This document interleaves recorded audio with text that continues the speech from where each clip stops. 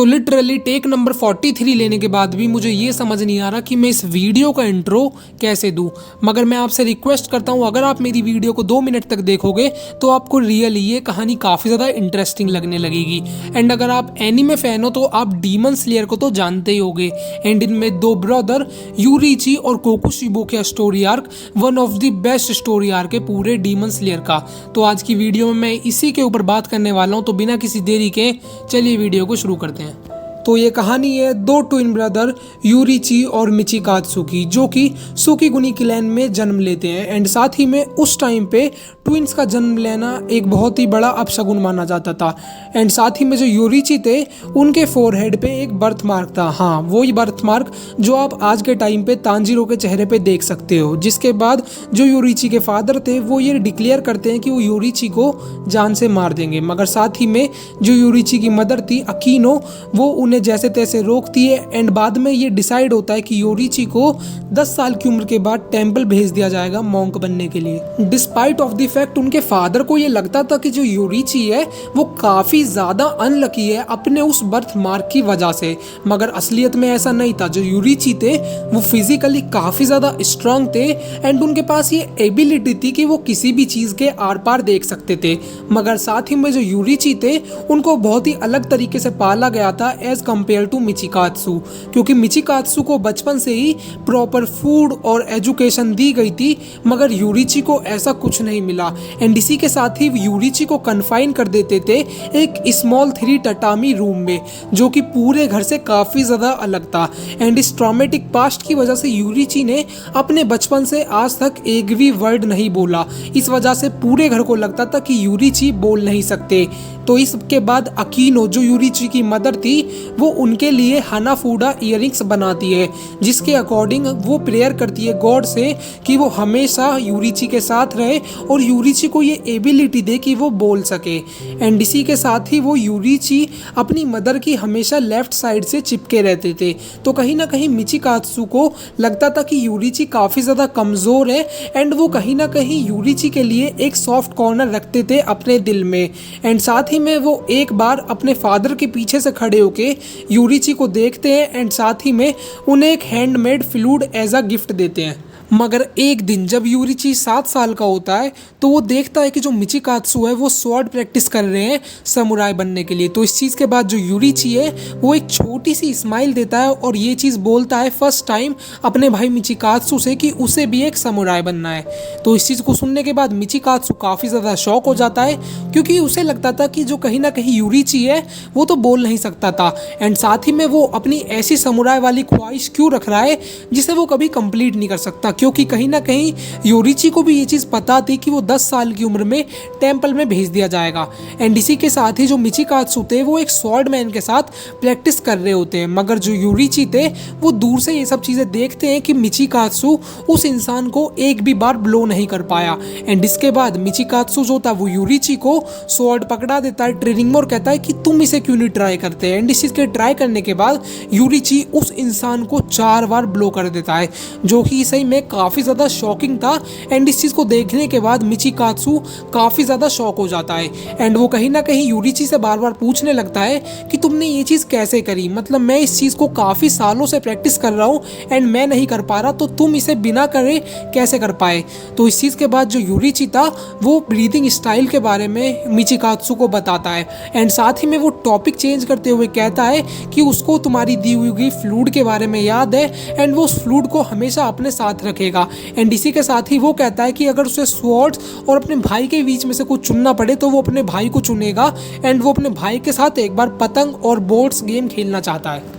And in सब के बाद एक दिन आधी रात को यूरिची मिचिकात्सु के रूम में जाते हैं एंड मिचिकात्सु को ये चीज़ बताते हैं कि उनकी मॉम की अब डेथ हो गई है। लिटरली ये सुनने के बाद दोनों काफ़ी ज़्यादा शॉक हो जाते हैं। मगर साथ ही में जो यूरिची था वो इस चीज़ को जानता था कि वो अपनी फैमिली के लिए एक अनवांटेड चाइल्ड है और उसके फादर उसे कहीं ना कहीं अनलकी मानते हैं। तो वो डिसाइड करता है कि वो उसी रात उस घर को छोड़ देगा एंड लिटरली वो उस घर को छोड़ देता है। एंड इसके बाद जो मिचिकात्सु है वो अपनी मॉम के कमरे में जाता है और अपनी मॉम की डायरी को पढ़ता है, जिसके बाद उसे पता चलता है कि जो उसकी मॉम है वो एक बीमारी से सफ़र करती थी एंड इस वजह से उनकी लेफ्ट साइड काफ़ी ज़्यादा कमज़ोर थी, जिस वजह से जो यूरिची थे वो उनकी लेफ्ट साइड से चिपके रहते थे।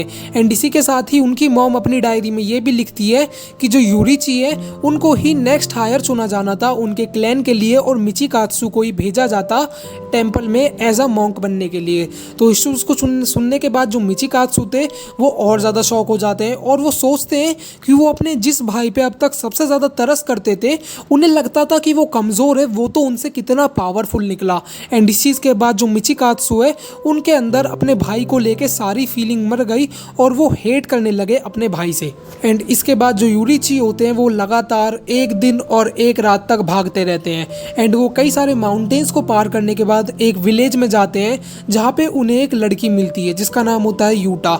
एंड उन्हें पता चलता है कि जो यूटा है उसकी भी पूरी फैमिली ख़त्म हो चुकी है एंड वो कहीं ना कहीं यूरिची के एज की थी। तो वो डिसाइड करते हैं कि यूरिची और यूटा एक साथ रहेंगे एंड 10 साल अपने जीवन को साथ बिताने के बाद वो दोनों डिसाइड करते हैं कि वो दोनों शादी करेंगे एंड वो दोनों शादी कर लेते हैं। एंड इसके कुछ दिनों बाद हमें पता चलता है कि जो यूटा है वो प्रेग्नेंट होती है, जिस चीज़ के चलते हुए जो यूरिची है वो यूटा से वादा करते हैं कि वो आज सनसेट होने से पहले एक नर्स को उनके पास लाएंगे। मगर साथ ही में जो यूरिची थे वो रास्ते में एक ओल्ड मैन की मदद कर देते हैं, जिस वजह से काफ़ी ज़्यादा रात हो जाती है। तो यूरिची डिसाइड करते हैं कि वो रात को उसी ओल्ड मैन के घर रुकेंगे और नेक्स्ट डे नर्स को लेके यूटा के पास पहुंच जाएंगे। मगर अगले दिन जब वो यूटा के पास पहुंचते हैं तो वो देखते हैं कि जो उनका कमरा है वो ब्लड स्पैचेस से भरा हुआ है एंड वहाँ पे यूटा और उनका जो बच्चा था वो उन्हें कोई डीमन मार चुका है। जिसके बाद जो यूरिची होते हैं वो काफ़ी ज़्यादा शॉक हो जाते हैं एंड इस शॉक के दौरान वो यूटा की बॉडी को अपने हाथों में रखते हैं एंड साथ ही में वो उस बॉडी को 10 दिन तक अपने हाथों में पकड़े होते हैं।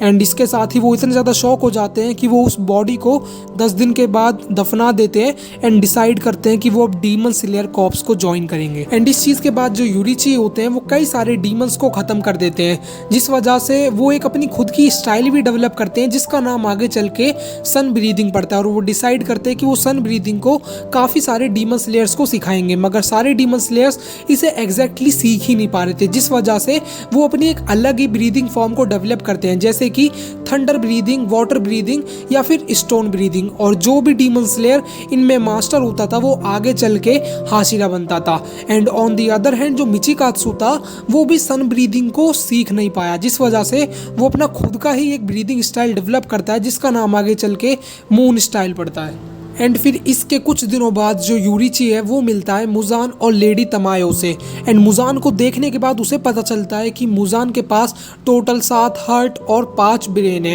एंड कहीं ना कहीं मुजान को लगता था कि जो यूरिची है वो एक नॉर्मल स्वॉर्ड्समैन है एंड कहीं ना कहीं वो यूरिची में बिल्कुल भी इंटरेस्ट नहीं रखता था। और वो ये चीज़ भी कहता है कि सारे स्वॉर्ड्समैन कितने बोरिंग होते हैं, वो अपनी लाइफ को डेडिकेट करते हैं डीमन स्लेयर कॉर्प्स में जाने के लिए, मगर क्या फ़ायदा, एट दी एंड उन्हें मेरे हाथों मरना ही है।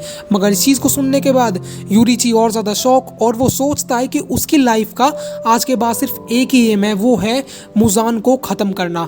एंड इस चीज़ के बाद वो मुजान पे अपने सारे ब्रीदिंग फॉर्म को कंबाइन करके अटैक करता है एंड मुजान कहीं ना कहीं इस चीज़ को देख के काफ़ी ज़्यादा शॉक हो जाता है एंड उसके बाद मुजान काफ़ी ज़्यादा डैमेज्ड हो जाता है। एंड कहीं ना कहीं जो डैमेज था वो इतना ज़्यादा था कि मुजान को वहाँ से भागना पड़ा।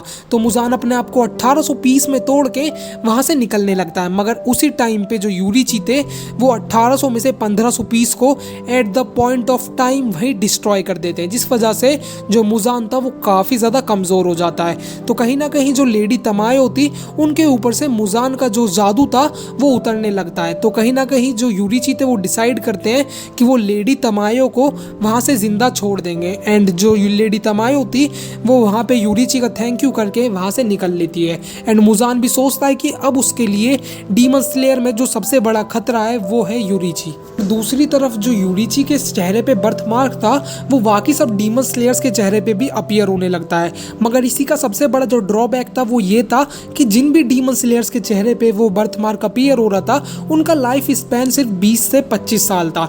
एंड कहीं ना कहीं ये बर्थ मार्क मिचिकात्सु के चेहरे पे भी अपीयर हो जाता है, तो वो भी ये चीज़ सोचता है कि उसकी लाइफ का अब क्या मकसद रहा कि वो सन स्टाइल भी नहीं सीख पाया एंड अब वो जल्दी ही मर जाएगा। तो इस चीज़ को सुनने के बाद मुजान वहाँ पे आता है और वो मिचिकात्सु को एक ऑफर देता है कि वो क्यों ना डीमन बन जाए, क्योंकि उसे भी कहीं ना कहीं एक अपर मून की ज़रूरत है जो कि उसकी आगे चल के हेल्प करे, और जो मिचिकात्सु है वो भी इस वजह से काफ़ी टाइम तक जिंदा रह सकता है और अपनी ब्रीदिंग स्टाइल को काफ़ी बेहतर कर सकता है। तो मिचिकात्सु इस चीज़ को काफ़ी सोचता है, मगर वो बाद में इस मुजान के ऑफर को एक्सेप्ट करके एक डीमन बन जाता है। इसके बाद जब यूरिची अपनी जगह से लौट रहे होते हैं तो वाकई डीमन स्लेयर के कॉमरेड्स यूरिची को ये चीज़ बताते हैं कि उनका ओल्डर ब्रदर अब एक डीमन बन चुका है।